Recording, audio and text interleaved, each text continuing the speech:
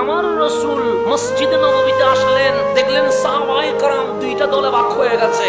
আর বাংলাদেশের দল না, সাহাবায়ে কেরামের কথা বলছি, বাংলাদেশের দল না। বাংলাদেশের দলের মধ্যে হিংসা আছে, বিদ্বেষ আছে, একজনের প্রতি আরেকজনের বিশাল একটা মনের ভিতরে খুব আছে। কিন্তু সাহাবী তো তাদেরকে বলে, আল্লাহ বলেন রুহামাউ বাইনাহুম, তাদের মধ্যে কোনো হিংসা নাই, একজন আরেকজনকে এত ভালোবাসে, হাসতে হাসতে জান দিতে প্রস্তুত আছে। ওনাদের নাম সাহাবী।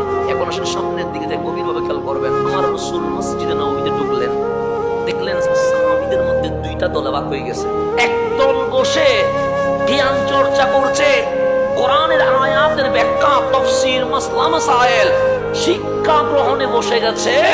আরেক দল নফল জিকির, আজকার, তাসবিহ, তাহলিল, নফল নামাজ এগুলোর মধ্যে ব্যস্ত হয়ে গেছে। তাহলে দুই দলে রাজি করতেছে কারে? এটা দুনিয়াবি কাজ না, দুই দলে আখিরাতে কাজ করতেছে।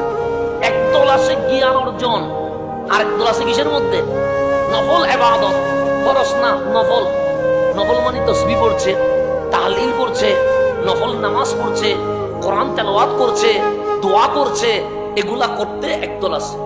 রাসূল পাক ঢুকে যেই দল জ্ঞান অন্বেষণ করছে, অজানাকে জানার চেষ্টা করছে, ওই দলে গিয়ে কিছুক্ষণ বসলেন এবং আমার নবী নিজেই কিছু আয়াতের তাফসীর করলেন। রাসূল নিজে কি করলেন? তাফসীর করলেন, মানে অজানাকে জানিয়ে দিলেন। ওদের সাথে বসার পর দাঁড়িয়ে ওই যারা তাসবিহ, তাহলিল, কোরআন তেলাওয়াত, নামাজ পড়ছে নফল, তাদের সাথে বসে আমার নবী নিজে নফল নামাজ পড়লেন, নফল জিকির আজকার করলেন। এখন দুই দলে রাসূল শরীক হয়েছে। এক দলে থাকলে বলতে এই দল হক, এই দল না হক।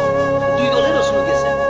দুই দলে যাওয়ার পর কামলিওয়ালা দাঁড়িয়ে ওই যারা অজানাকে জানার চেষ্টা করছে, এলম অর্জন করছে, তাদের দলের সামনে দাঁড়িয়ে বলছে, ইয়া সাহাবী, হে আমার সাহাবা, এই দল হক, এই দল হক, এই দলের উপর আল্লাহ রাজি, এই দলের উপর আল্লাহ রাজি।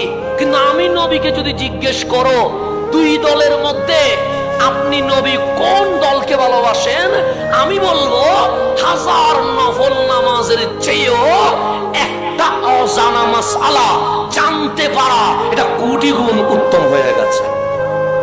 এটা কোটি গুণ কি হয়ে গেছে? আমার রাসূল এলমের মজলিসে বসে গেছে। 1000 নফল নামাজ পড়লে, কি নামাজ? নফল, এটা মনে রাখতে পারবেন, আর ওয়াজিব সুন্নাত লাগাই না। 1000 নফল নামাজ পড়লে আপনাকে মালিক যে সওয়াব দিবে, আজকের মাহফিল থেকে কোরআনুল কারীমের একটা শব্দের যদি তাফসীর শিখতে পারেন, এর চেয়ে কোটি গুণ সওয়াব বাড়ে যাবে। মাহফিলে আসি লাভ হইল না ক্ষতি হইল?